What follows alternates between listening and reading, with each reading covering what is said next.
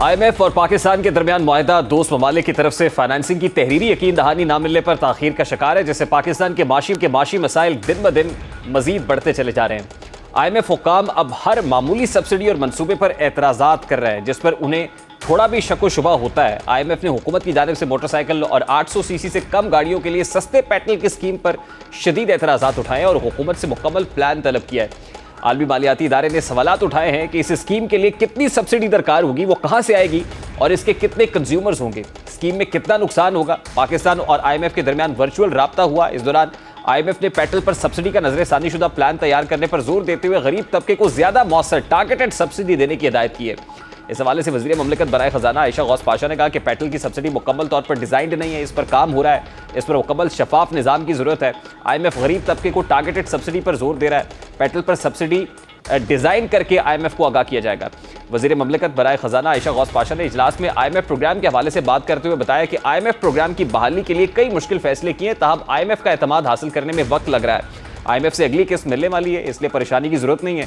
दोस्त ममालिक से फाइनेंसिंग के उसूल में पेशरफ्त हुई और IMF पाकिस्तान के दोस्त ममालिक से फाइनेंसिंग की तस्दीक कर रहा है। अब ये जो एक्सटर्नल फाइनेंसिंग है, इस हवाले से IMF कह दोस्त ममालिक से राब्ता करें, उनसे ताउन मांगे और इस मकसद के लिए दोस्त ममालिक के साथ मुसलसल हुकूमत राब्ते भी कर रही है, लेकिन अभी तक को मस्बत जवाब नहीं मिल रहा। जब तक ये मस्बत जवाब नहीं मिलेगा, इस दस्तक से दरवाज़ा नहीं खुलेगा, तब तक गरीब आदमी को टारगेटेड सब्सिडी एक ख्वाब ही लगता है। कदलिया में वाज़ेह तकसीम और इस तकसीम का फैसलों पर असरअंदाज होना खतरनाक सूरत हाल इख्तियार कर चुका है।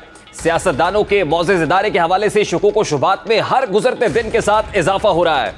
अदलिया के अंदर से भी बेंच फिक्सिंग और असखुद नोटिस समेत मर्जी के जजेस पर मुश्तमिल बेंच बनाए जाने के हवाले से आवाजें उठाई जा रही हैं। देर आयत दुरुस्त आयत के मिसदाक अब वफाकी हुकूमत ने कानून साजी के जरिए इन तमाम तर इल्जामात और तहफ़्फ़ुज़ात के आगे बंद बांध दिया है। आज कौमी असम्बली से चीफ जस्टिस के इख्तियारात को महदूद करने का बिल भारी अक्सरियत से मंजूर हो चुका और सेनेट को भिजवा दिया गया है। इससे कबल यह बिल कल शाम काबीना से मंजूरी के बाद असम्बली में पेश किया गया। बहस का आगाज हुआ, जिसके बाद यह बिल कायमा कमेटी कानून और इंसाफ को भेजा गया।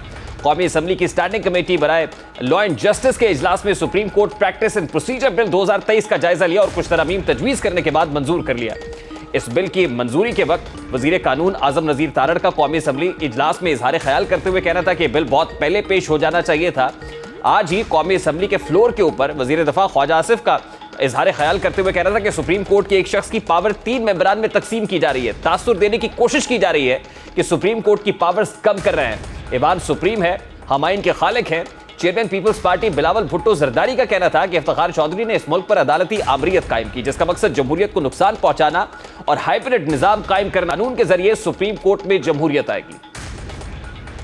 हमारे इदारे में बैठते हैं, इस मुल्क के फैसले करते हैं, स्ट्रेटेजिक एसेट्स बनाते हैं और आखिरकार वो स्ट्रेटेजिक एसेट्स हम सबके गले पर जाते हैं। सुप्रीम कोर्ट के जजेस को जो है एक शख्स से जो है उसकी पावर डिल्यूट करके उसको 3 बेंच के मेंबरान में जो डिस्ट्रीब्यूट किया जा रहा है, इसकी वजाहत की जरूरत है। बाज लोग जो है मीडिया पे और अदरवाइज जो है ये इंप्रेशन देने की कोशिश कर रहे हैं कि हम कोई सुप्रीम कोर्ट की पावर्स को यूजर्व कर रहे हैं। कतई तौर पे कोई यूजर्व नहीं कर रहे हम सुप्रीम कोर्ट की पावर्स को। ये पूरी जिम्मेदारी के साथ फ्लोर ऑफ द हाउस पे कह रहा हूं कि ये कानून साजी जो है ये आईन पाकिस्तान के ऐन मुताबिक है। Supreme court practice and procedure bill 2023 के मुताबिक सुप्रीम कोर्ट के सामने हर मामले और अपील को कमेटी का तश्कील करदा बेंच सुने और निपटाएगा, जबकि कमेटी में चीफ जस्टिस और 2 सीनियर तरीन जजेस होंगे और कमेटी का फैसला अक्सरियत राय से होगा।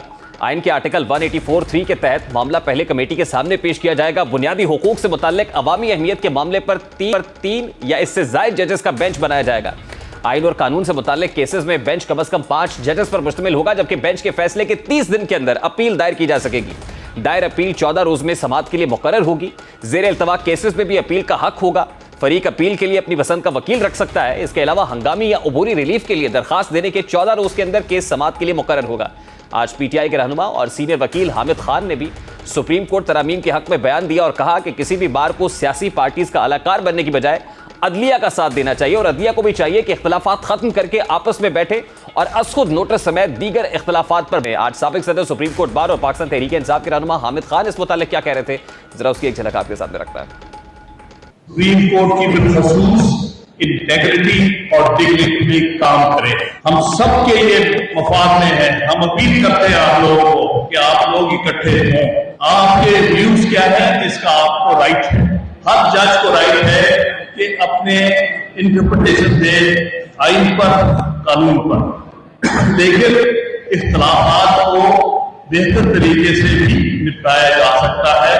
मैं यही समझता हूं कि हमें अपील करनी है कि जज साहिबान आप इकट्ठे बैठे, आप आइन के मुहाफिज हैं, आप पर फर्ज है कि आइन के लिए आप एक दूसरे के साथ एक अभाव तहजीब का एक सिलसिला बनाएं और उसके नतीजे में कोशिश करें कि आइन का तहफ़्फ़ुज़ कर सके। सदर मुमलिकत आरिफ अलवी भी इस सूरत हाल से नाउम्मीद दिखाई दी और सुप्रीम कोर्ट पर ही नजरें जमाए हुए थे, जिनका कह रहा था कि अल्लाह रहम करे। मैं दुआ करता हूं कि जजेस आपस में इश्तराक पैदा करें, उनकी नाइत्तफाकी से अवाम भी आपस में लड़ते हैं। दूसरी तरफ आज अदालत में भी इलेक्शंस के हवाले से तौहीन अदालत केस की समाअत में दिलचस्प मोड़ आया है, जब समाअत के आगाज पर ही जस्टिस जमाल बंदुखेल ने अपने कल के रिमार्क्स पर वजाहत करते हुए कहा कि कल मेरे रिमार्क्स पर बहुत ज्यादा कंफ्यूजन हुई है, मैं अपने रिमार्क्स की वजाहत करना चाहता हूं। मैं अपने तफसीली ऑर्डर पर कायम हूं। फैसले का एक हिस्सा इंतजामी इख्तियारात के रूल्स से मुताल्लिक है। चीफ जस्टिस को कहेंगे कि रूल्स देखने के लिए जजेस की कमेटी बनाई जाए, जजेस की कमेटी इंतजामी इख्तियारात के रूल्स को देखे। फैसले के दूसरे हिस्से में हम 4 जजेस ने असखुद नोटिस और दरखास्तें मुस्तरद की हैं। जस्टिस जमाल बंदुखेल का कहना था कि 4 जजेस का फैसला ही ऑर्डर ऑफ द कोर्ट है। ये order of the court chief justice Pakistan ने जारी ही नहीं किया। जब फैसला ही नहीं था तो सदर ने इलेक्शंस की तारीख कैसे दी, इलेक्शन कमीशन ने कैसे इलेक्शन शेड्यूल जारी किया? आज अदालत के रिकॉर्ड की फाइल मंगवा लें, इसमें ऑर्डर ऑफ द कोर्ट नहीं है। ऑर्डर ऑफ द कोर्ट पर तमाम जज साइन करते हैं। वकील फारूक एच नाइक ने यकूम मार्च के फैसले की वजाहत के लिए फुल कोर्ट बनाने की इस्तदा करते हुए कहा कि इंसाफ के तकाजों के लिए जरूरी है कि यह फैसला हो कि फैसला 4-3 का था या 3-2 का। पूरे मुल्क की किस्मत का दारोमदार इसी मुद्दे पर है। कौम एक मखमसे में फंसी हुई है। चीफ जस्टिस से फारूक एच नाइक को हिदायत की कि अपनी दरखास्त तहरीरी तौर पर जमा कराएं, अदालत के माहौल को खराब ना किया जाए। इलेक्शन कमीशन के वकील सजील सवाती रोस्टम पर आए तो जस्टिस जमाल ने कहा कि पहले इलेक्शन कमीशन ये बताए कि उन्होंने शेड्यूल जारी कैसे किया। इलेक्शन कमीशन के पास जब ऑर्डर ऑफ द कोर्ट आया ही नहीं तो इसने अमल कैसे किया? सुप्रीम कोर्ट का हुक्म वो होता है जो ऑर्डर ऑफ द कोर्ट हो, वो जारी नहीं हुआ। क्या आपने अदालत का मुख्तसर हुक्मनामा देखा था? वकील इलेक्शन कमीशन ने जवाब दिया कि मुमकिन है फैसला समझने में हमसे गलती हुई हो। जस्टिस मुनीब अख्तर का कहना था कि क्या मुख्तसर हुक्मनामे में लिखा है कि फैसला 4-3 का है? यकूम मार्च के फैसले में कहीं दर्ज नहीं कि फैसला 4-3 का है। इख्तिलाफ राय जज का हक है। जजेस की अक़लियत किसी कानून के तहत खुद को अक्सरियत में होने का दावा नहीं कर सकती। जस्टिस जमाल बंदुखेल का कहना था कि गुज़श्ता रोज के रिमार्क्स के फैसले के इंतजामी हिस्से की हद तक थे। जस्टिस मुनीब अख्तर का कहना था कि खुली अदालत में 5 जजेस ने मुकदमा सुना और फैसला देकर दस्तखत भी किए। जस्टिस जमाल बंदुखेल ने कहा कि मुख्तसर हुक्मनामे में लिखा है कि इख्तिलाफी नोट लिखे गए हैं। इख्तिलाफी नोट में वाज़ेह लिखा है कि जस्टिस याह्या अफरीदी और जस्टिस अतर मिनल्लाह के फैसले से मुत्तफिक हैं। क्या जस्टिस याह्या अफरीदी और जस्टिस अतर मिनल्लाह के फैसले हवा में तहलील हो गए? जिस पर चीफ जस्टिस का कहना था कि जो मामला हमारे चेंबर का है उसे वहां ही रहने दें। अटॉर्नी जनरल इस नुक्ते दलाइल देंगे।